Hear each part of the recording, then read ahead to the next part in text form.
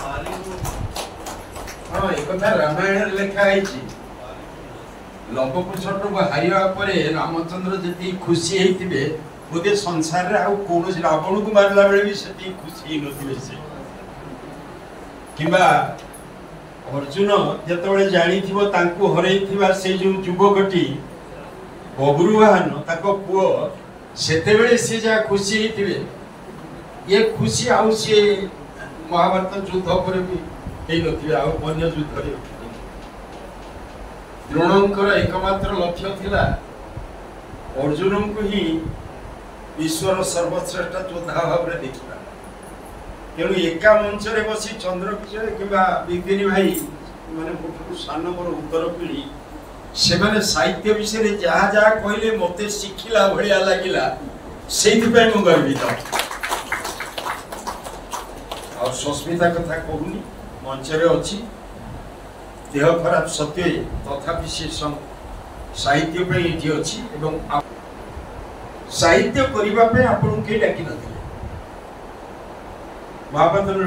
कथा मु अनेक थर कहि विभिन्न सभा जो पुराना जो माने थिबे सुनी चंदी कथा थरे तां घरे बस्ती सब पाठ पढुथिले हम थरे तां घरे बस्ती जण युवक आसी कहला मु के देखाले कुछ सार मते दिके आशीर्वाद कोनी दिके देखि देबे से कहले हरे बापा संसार रे इते भलो काम थाउ थाउ ए कष्ट को दुख को काई आपणे ने तापर से जा कहले से कथा कहू नहीं साहित्य करिबा अर्थ होची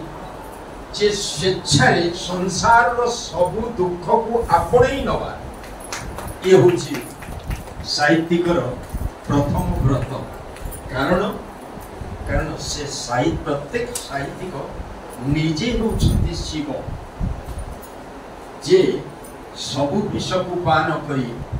संसार को केवल अमृत दियंती किंतु निजे मृत्युर देवता बोली सब बेले ना नियंती जे मृत्यु मोर अधीन उद्दिष्ट ताहले इथर रे ता साहित्य हे रहुची आज के 1000 वर्ष परे आउ गोटे सेही सहृदयवान जंत्र हृदयंत्र तार इंग्रेजी रे ता कहते ट्रांसफॉर्मर ट्रांसमीटर इत्यादि रेडियो रे लगी थाई सब लगे देले शून्य रु शब्द को धरी पकाए से हृदय आपणक छंद को धरिबो आपणक स्पंदन को धरिबो आपणक शब्द को धरिबो तेणु आपण आज जहाँ देखिछंती ताहा किए पढ़ी न पढ़ी पाठक संख्या कमी गले कि बढ़ी गले दया करी हिसाब करंतु नहीं दया करी अनेक समय क्षमताई पढ़ू ना न पढ़ू कौन है मोर कौन है संसार रे बहुत अमृत अच्छी जड़े जदि किछु कथा सिगारेट कथा कोन एइ जुडे पडिथला मछरे सिगारेट पीबा कथा जड़े जदि पिउछि मोरु ताको मरियो को दोनो किछि लोक मरंतु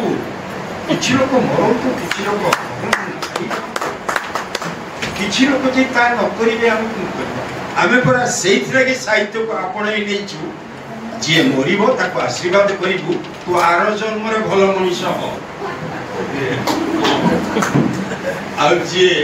अमृतर संतान तार तो मृत्यु नहीं कारण आम संसार रे आम कवि कहिले विचित्र कथा आमे आमर सर्वश्रेष्ठ कवि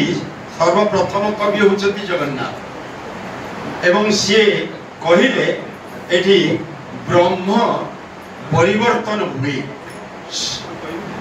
किंतु मिछ कथा यही कथाटा को आमे कवि माने कहबा उचित प्रकृति में ब्रह्म परिवर्तन हुए ब्रह्म स्थायी घट बा शरीर परिवर्तन हुए यही कथा होची सनातन धर्मर मूल कथा काली मु से कथा प्रसंग क्रमे कहूतिली जे सनातन धर्म रे केवल कवि होची गोटिए प्राणी जे जानी ची संसार रे जड़ बोली किछि नाही कवि छड़ा एक कथा के जानि नांती समते कहउछन्ती एटा जड़ अरे एटा जदि जड़ मु कहूथिबा कथाटा आपन पाखरे पहुंचौछि किमिन से ता भीतर रे कोन अछि ना से चेतना वेत आउ एक शक्ति तेणु ये ब्रह्ममय जगत एक कथा केवल कवि बुझी एवं सारा संसार कवि जेते कथा कहिसंती ता भीतर गोटे मूल्यवान वाक्य सचिराउत राय थरे कहले सचिराउत राय प्रथम रोमांटिक कविता लिखले तापर कौन कौन कम्युनिस्ट गले कौन लड़ई कविता लिखिले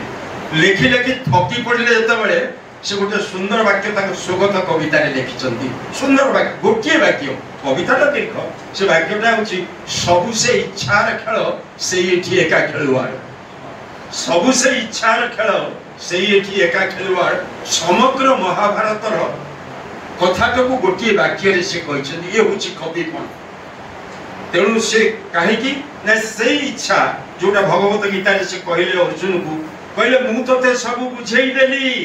18 अध्याय लगी कि बुझे तू जा पचारू कहली सब बुझिलु कि नहीं मु जानी शेष वाक्य यथोच्छसी तथा मु तो ते बुझेदेली तोर इच्छा जहाँ हूँ ता कर से अर्जुन बुझीगला जे हाँ मोर बोधे करने पड़ो करिष्ये वचनम तम एति गीता सरीगला तो काम मु करी आर प्रमाण होचंती किए ना भक्त प्रवर हनुमान देखो साहित्य केने सुंदर कथा अछि जो कथा कहउतिले प्रकृत रे हमें साहित्य को ठीक भाव रे बुझेइनु बा बुझिनु भक्त प्रवर हनुमान कहिले हे प्रभु तू प्रभु भगवान हो मोर जाय आसे नहीं मो पई तोर किछि करिवार नहीं मो पई घर दरकार नहीं घर दरकार नहीं पिला छुआ दरकार नहीं धन दौलत दरकार नहीं मो पई किछि दरकार नहीं मु एथि पई तोर भक्त तोर कौन काम अच्छी कह मु करी तो स्त्री की किए नहीं जाइए खोजी मु तते बहिरावण नहीं कि पाताल भितर पुरई आनी मु तो भाई की इंद्रजित कौन गोटे मारदेला औषध आनी मु